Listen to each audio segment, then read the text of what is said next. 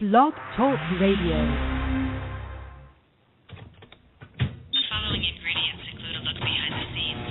Cook uncovered until hot. Add grooves to taste. I would like, if I may, to take you on a strange journey. Once upon a time, there was a little girl. The accident was over a year ago. A second woman has been elected president. The 12th planet has been named in the solar system. The last wild polar bear has died. I slept through it all. I was here for my waking. He called it a beginning. He said it was good. I think he may have thought that anything I did was good. Welcome to Transitionr Radio with your host, Angelo. A show for trans folks by trans folks, here to let your voice be heard.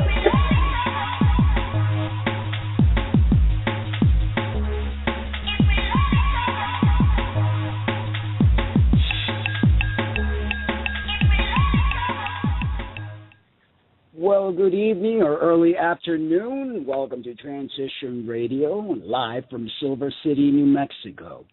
For those of you who have not been aware or have not been told, Jessica and I decided to part ways.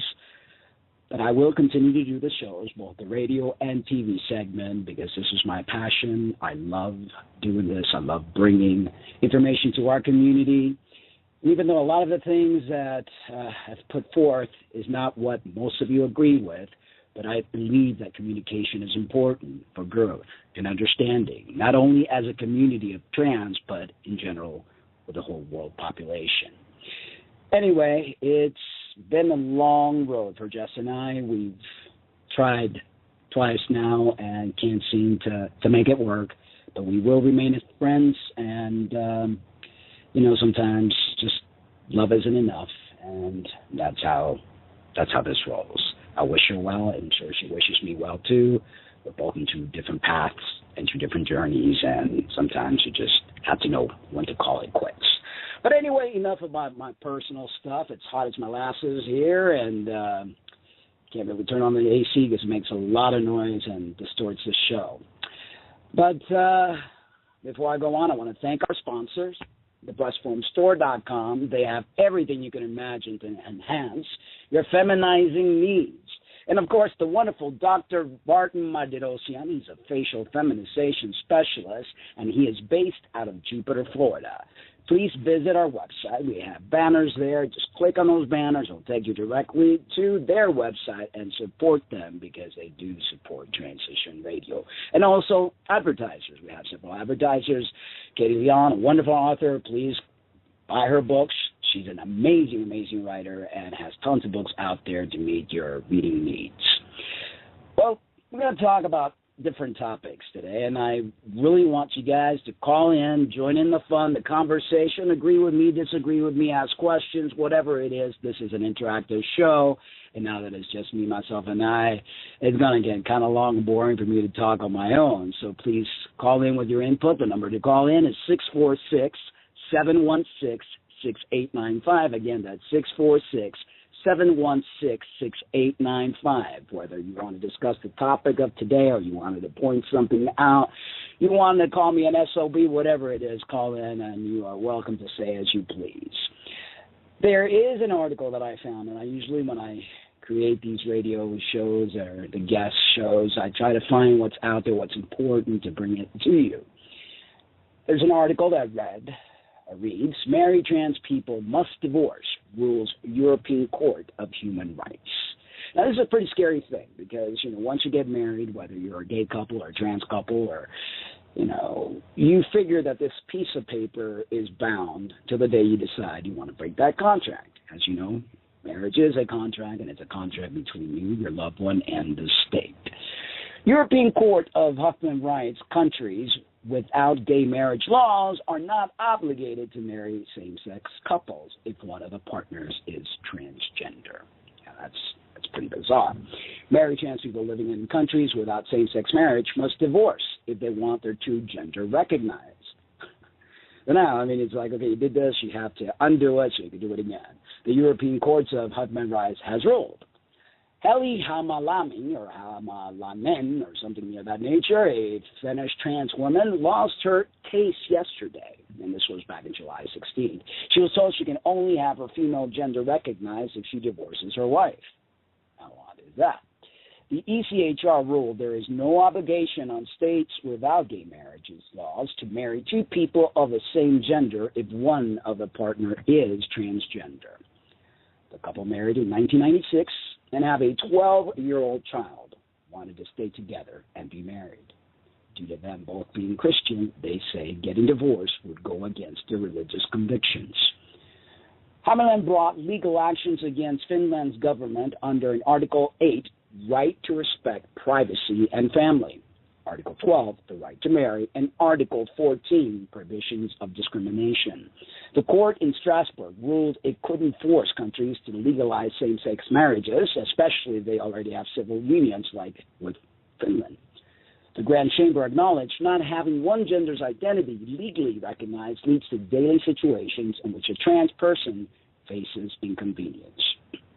However, the court argued forcing the couple to end their happy marriage and enter into a registered partnership that provides almost identical legal protection and implies only minor differences should not be a problem. Transgender European described the ruling as regrettable, saying trans people must give up one human right in exchange for another. The right to be and remain married versus the right to obtain legal gender recognition. In other words, you can't have your cake and eat it too. Our thoughts are today with Heli and her family. The court decided that their rights as a family are inferior to a narrow-minded opinion about what a family and marriage should look like. The verdict shows that transgender issues at stake are still not properly understood. The requirements to end an existing marriage in order to obtain legal gender recognition is one of the legal obstacles trans people still face in 32 out of 49 European countries. Now, if I get this correctly, here you are, a heterosexual couple, man and woman, get married. All of a sudden, the genetically born man transitions to become female, and now there's two females, so they're not going to be recognizing that marriage in the first place because, now it's considered a same-sex marriage. That's, it's like one of those things between a rock and a hard place. Now, if any of you out there are facing this kind of situation, please give us a call at 646-716-6895. This is kind of pretty interesting here. You've been married, let's say, 30 years, and you've felt transgender. You felt you've been born in the wrong body, can't hold it anymore, and you come out and you have a very supportive wife, and you transition, and all is wonderful, hunky-dory, happily ever after type of family, and now they throw in a curveball there, and it's like, nope, your marriage is no longer legal. That's pretty sad stuff there. Anyway, let's talk about trans parenting. What are the issues that many of trans individuals face? Now, this is a very, very difficult situation when you've raised, and again, the same concept of the marriage that we just spoke about, 30 years marriage, man and wife, all of a sudden the man becomes a woman. How are kids dealing with this type of situation? I've known a lot of trans individuals who do have children. Some, in the case of my ex, Jessica, daughter does not know that Jessica transitioned. Jessica has to go through a lot to actually hide this situation from her daughter, and whenever she does get the opportunity to see her daughter, she has to either dress down, mail it up. On the phone, it's kind of hard and funny because it's hard for her to go back to that male voice. So that's a difficult case. What's going to happen when the daughter becomes of age and they do tell? How is she going to react? There are trans individuals who do tell their sons and daughters, and many do lose contact, or they just end the relationship because a lot of the kids really don't accept this. I mean, this is definitely a very difficult situation for any child, a difficult situation for any spouse per se, and family members. is not an easy thing to deal with. How do you deal with it? Well, my advice is we have to be gentle. We have to be totally gentle because not everybody understands this whole concept. We've dealt with this possibly all of our lives. We've thought about this for years, how we're going to do this, how we're going to tell people. But when we do tell people, when we do come out and say what's going on, we expect our children, our husband, wife, mother, father, friends to go, oh, wow, hunky-dory, you want to be a woman now, or you feel like a woman now. That's great.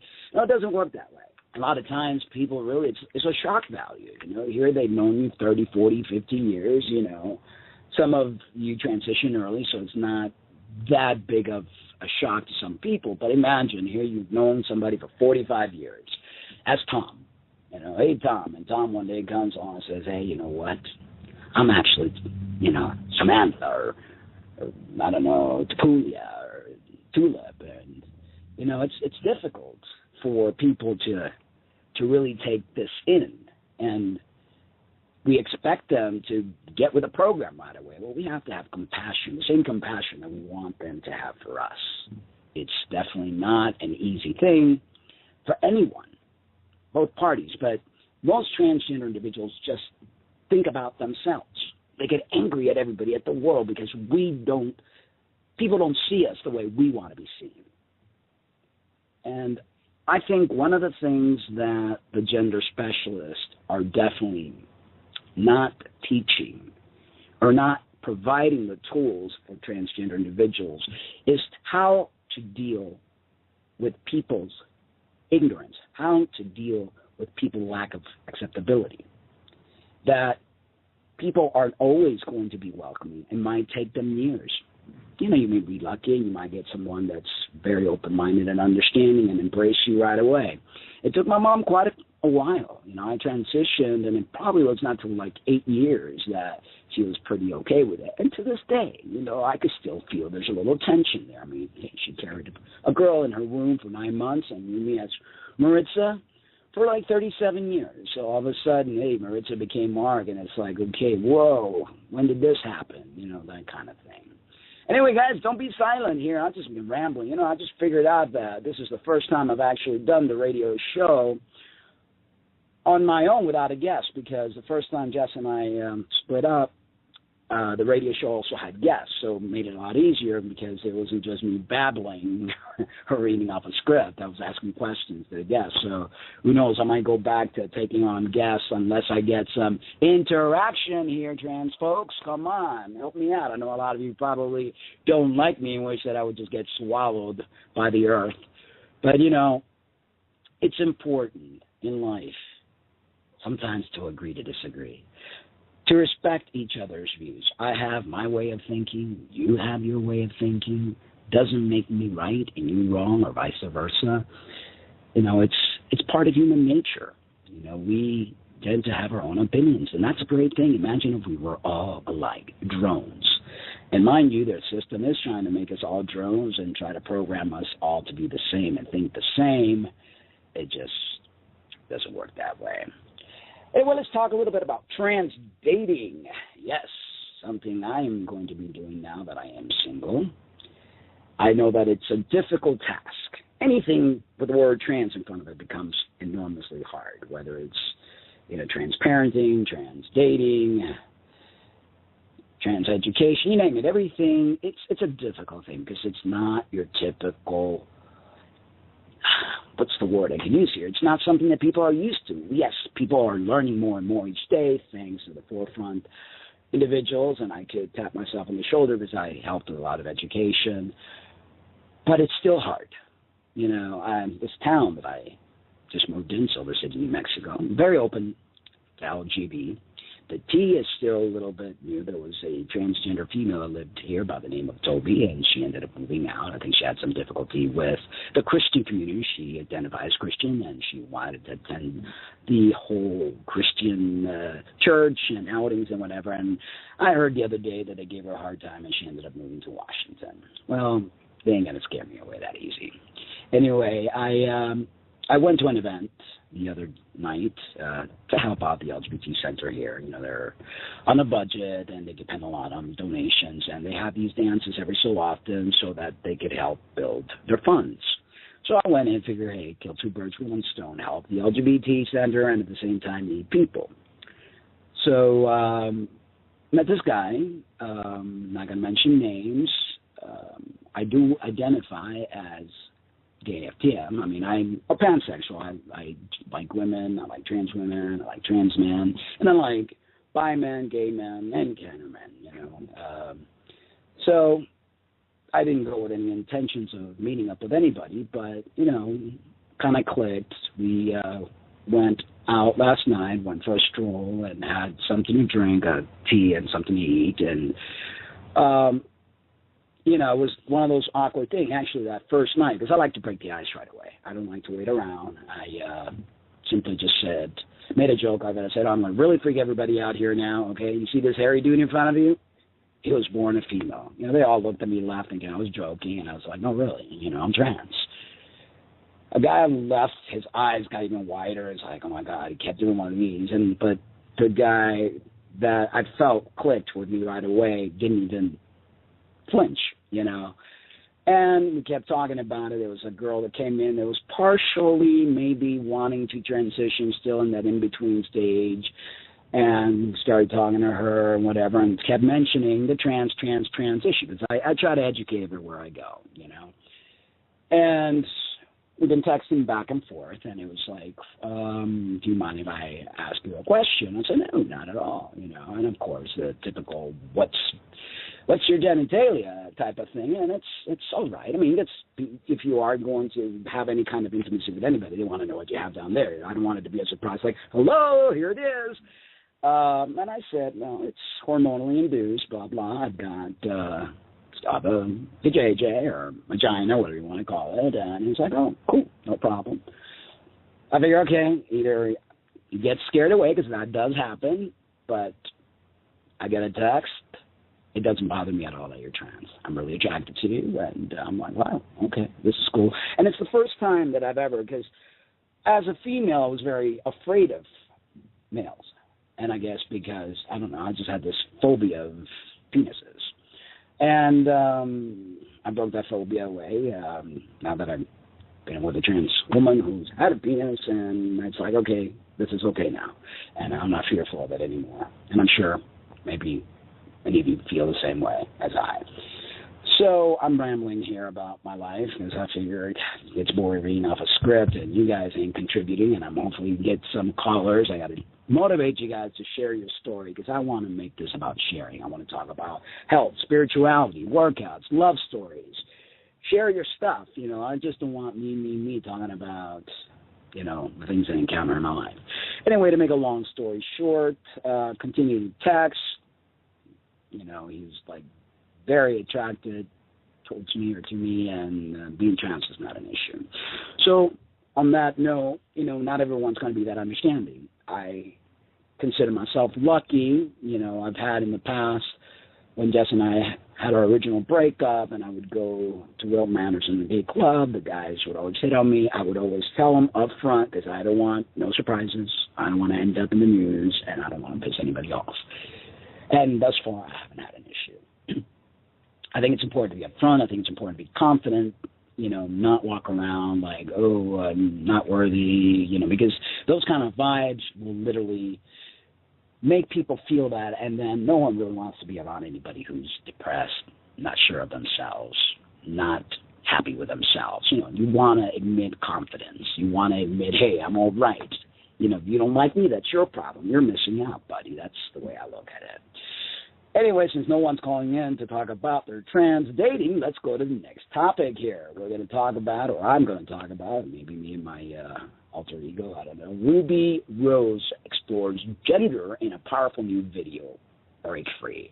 If you guys haven't watched that, you definitely should, because it is mind-blowing. Model and DJ Ruby Rose has released an incredible short film that explores the fluidity of the way humans embody concept of gender, called Break Free.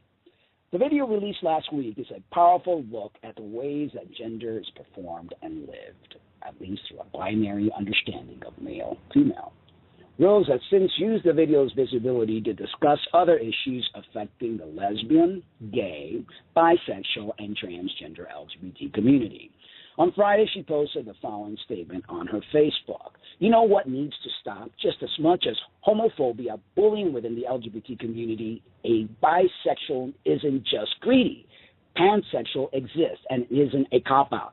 Straight people can be gay, huge advocates, and blessings to the community. You can identify as trans without surgery. You can be gender fluid. In fact, guess what? You can be whoever you are and like whoever you like, and we should spread the love and acceptance we constantly say we don't receive. And that's so true, and you find this innate fighting between the groups, and you're this and you're that, and labeling, and how dare you call me this. Like the other day we had Kathy Brennan on our TV segment, and you should see the comments on the YouTube section. I mean, it's bizarre. And you get to the point where you get defensive and you just want to slap him around, and it's like, shut up already. It was a great interview, education. You figure, man, if these people just would stop leading their lives with ego and listen and learn to accept that here is a genetically born female telling you, look, we don't really feel comfortable with you in our spaces. I mean, hey, be who you are, but, we're lesbians. We're not into the penises and so forth and so on. And just, just say, hey, fine, cool, whatever, whatever floats your boat. We'll start our own groups. But no, instead they have to get butt hurt and call everybody names and get upset at everybody and, bigot, contributing to all sorts of, harm towards trans women and hate crimes and this, that, and the other. And it's like, people, come on, it's a far cry. Okay, far cry, far stretch. Focus on being happy. Focus on living your life. You're not happy with your life, then change it, because that is what it's all about. Complaining, bitching, being angry at somebody else, that ain't going to solve diddly squat. All right, well, I'm going to go over the state's requirements for the DMV as promised. We're left off in Georgia, and it goes as this. A person may have a gender designation on their driver's license changed after a gender reassignment operation upon the presentation to a driver examiner of either a court order reflecting such change or a physician's letter certifying such change. The letter or court order shall state the person's name and date of birth and the date of gender reassignment operation, as well as other identifying information. A person applying under Section 1 shall surrender all licenses in their possession and shall be required to pay either the renewal license fee or a duplicate license fee, whichever is applicable. No rebates will be given for any license surrendered. In all cases, the decision to change the gender designation on the license is as discretion of the department. That's interesting. The discretion of the department. So, to add or correct the sex designation on the state ID card, you must visit the state ID office on Aua or at the Governor Liaison office on Maui, Kauai of Hawaii Island. This is Hawaii. I was going, Georgia? It's Hawaii, so it's you have to go to Maui, Kauai, or Hawaii Island and submit a gender designation form. This is Hawaii again. Apply for a new or duplicate license at the nearest driver license station or satellite city hall. To add or correct the sex designation, the applicant must submit a gender designation form. Note that you need not to have undergone surgery. The form must be signed by a medical or social service provider stating that, in my professional opinion, the applicant's gender is, circle 1, male, female. They should add other there, transgender. I would definitely go for that. And hereby certify under penalty of law that foregoing is true and correct.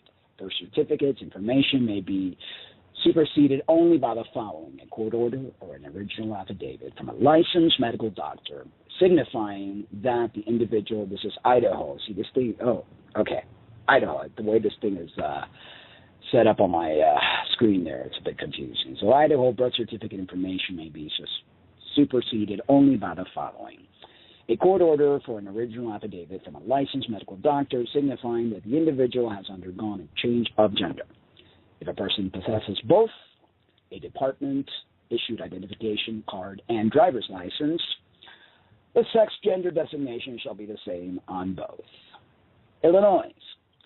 The applicant whose requests a change in life information to reflect a gender change must provide at least one of the following: medical report form, psychiatric report form, decision statement, other acceptable documentation to indicate that a change has taken place or the applicant is in the process of undergoing the change. Applicants who request a name change in conjunction with a gender change must provide acceptable identification to conform the new name being requested, as well as to establish an acceptable link between the old and new name.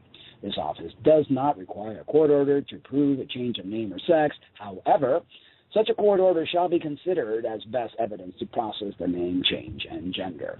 Applicant, this is Indiana. Applicant must have a physician sign and date statement that applicant successfully underwent all treatments necessary to permanently change gender from insert, prior gender, whatever, male, female, to the new gender. Alternatively, applicants they wrote this wrong, may percent, whoever typed this, who typed it wrong, a court order directing DMV to change the gender marker. And that was Indiana. And we'll continue from there next week. This Thursday, please tune in to our TV segment, our Mind TV segment, and on Gay Live Television. We're going to have Tia Pesando. She's a trailblazer. If admitted, will be the first transgender nun. She's going through the whole, schooling and all the things that they do, and I don't know who's got the final say on this, but her story is very interesting. She had a near-death experience which led her to seek God. She's a very articulate and intelligent female, and I'm excited to have her on the show on Thursday. It's 3 minutes till I go off the air. I'm going to have to go back to the we and I again. This is like almost deja vu. But this was a little tough today because, again, not used to not having a guest when I used to have the radio show when Jess and I split up the first time. So I'm going to ask you guys to please call in. I'm going to really start promoting the call-in factor, maybe have some sort of contest, something, and take your ideas. What should I do during the radio show unless I should go back to finding guests, which is a little hard because, doing this for 2 years now, there's only so many guests you can really find. So I figure I'd leave the guests for the TV show, which is a lot more, more important. Not that the radio show is not important because I use the show to just put out information and hopefully get those of you that are shy and just want to call in and talk and share your stories, like really interested in knowing about your trans dating, trans parenting, and things like that. So we'll see what goes up for the next few weeks and see what I have on the show. Anyway, it is hot. These RVs get so hot. That's if you don't have the AC on, and the AC does make a lot of noise, so I want to produce clear sounding shows. That's a key. Well, guys, thank you so much. Again, support the sponsors, the advertisers. Tune in next Thursday. This Thursday coming up. A nice, amazing show with Tia Pasando. And join us, or join them. Thursday will be us because it's Joe, the producer, and Gay Live Television. And join in the fun. You could chat, you could call. Same with the radio show. You could chat, you could call. I never even checked the chat room. Let me see here. Yeah. But, all right, guys, take care. I love you. But remember to always love yourselves, too. That is key. That is so important. Without self-love, you're going to be fighting a battle. And then all that battle that you feel within is just going to come back to you more and more, and it's a vicious cycle. Let go, let be, let love, and have peace. Till next time, Transman on a mission, signing out.